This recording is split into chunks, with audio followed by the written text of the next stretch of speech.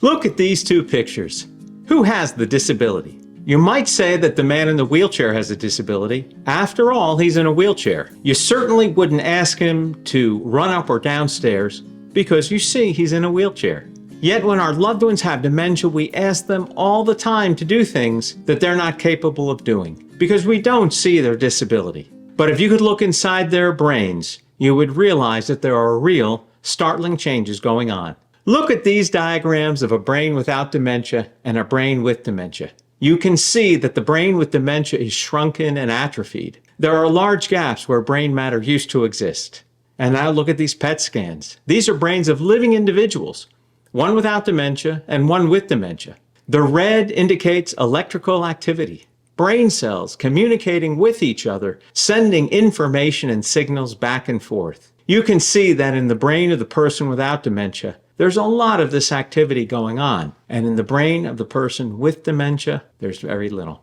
And with dementia, it's not just physical changes in your brain. You also lose certain capabilities. There's a saying in the dementia care community that you lose on the left and retain on the right. You see, our left brains are responsible for logic, facts, words, and our ability to control behaviors. Our right brain is responsible for more qualitative capabilities, like our ability to feel, to recognize images and symbols, and to take risks. You might have experienced this if you ever got into a discussion with your mom and dad who has dementia. You start asking them to do things they're just not capable of. I'm going to tell you a story of an interaction I had with my mom who had dementia and for whom we cared for about 5 years before she passed. One night at dinner, she made a comment that my birthday was on a date it wasn't. I was born in November, and she made a statement that I was born in April. Kind of funny, right? My mom got confused about when my birthday was. So this is where I did the wrong thing.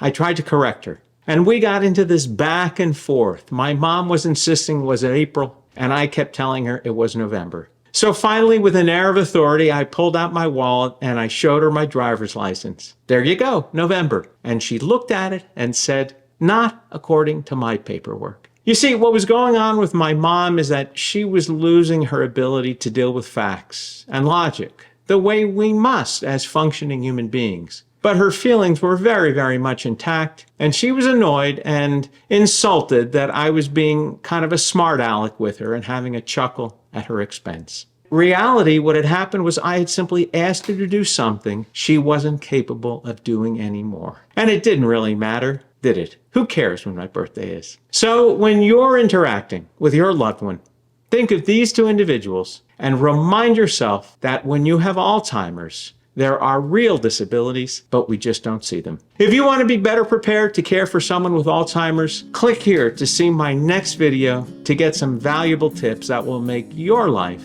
and theirs much, much easier.